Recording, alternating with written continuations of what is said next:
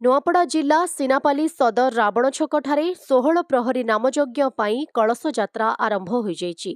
ए अवसर में ग्रामर शताधिक महिला कलश शोभायात्रा बाहरी उदंती नदीरू पानी आनी सिनापाली परिक्रमा पूर्वक यज्ञ मंडपरे कलश स्थापन करथिले।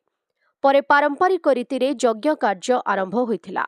नामयज्ञ कर्ता भाव में अजित जोशी सपत्नी कर्ता दायित्व निर्वाह करुवा बेले पूजक भाव में धवलेश्वर पुरोहित निर्वाह करुछंती।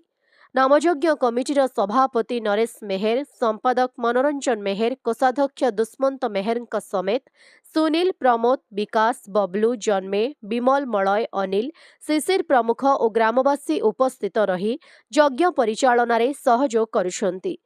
दूर दूरांतरु बहु संकीर्तन मंडली एथिरे सामिल होइथिबा बेले सोमवार दिन उद्यापित हेबो बोली कमिटी तरफरु जणा पड़िछि। मोर ना संजीव भक्त और आमे एटा दीर्घ 37 वर्ष परे आमे एटा पहरी करूछु आरो आमे एटा 10टा दल योगदान दैछन आरो कापसी, जामगा, पतेलपड़ा, बरकानी झियो दल, पुजारीगुड़ा, बरगा, चोलना, बागबाल, चटियागुड़ा, गोंडाबेली अरे एटा एज कलश यात्रा और 2 दिन आमे काली सकाले नाम धर्मु पर दिन अहर राम नाम जप हवा और पर दिन सकाले आम नाम यज्ञ समाप्त हवा और पर दिन दहीहांडी आम गाँ परिक्रमा हवा। मोर ना है नरेश कुमार मेहर, समस्त के मोर तरफ राधे कृष्ण आउ तो दीर्घ 96 रे हेतिला हमर छकरे प्रहरी आउ एबे एटा हमर जते यंग पिला माने अछु समस्त मिसी कर आउथरे स्टार्ट करछु 16 प्रहरी नामयज्ञ। आज तार कलश यात्रा अच्छे आरो जेहेतु एते वर्ष पर हेते समस्ते एते खुशी रे हेतिरे शामिल होचन हमको काहाको कहबार नै पड़बा जे ई कामटे कर दे कि से कामटे कर दे बोली समस्त मिसी कर जहा के जेंटा भल लागला समस्त के सुंदर लागला बोलिया काम समस्त करूचन।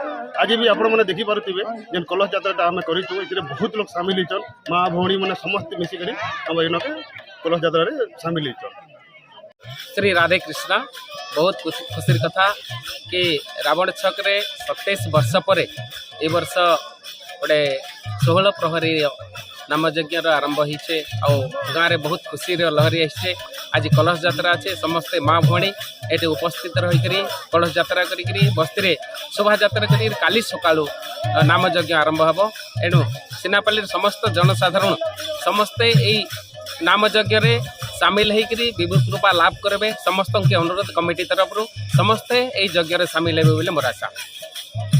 नुआपड़ा जिल्लारू जगन्नाथ सागर रिपोर्ट ओडिशा हाइलाइट समाचार।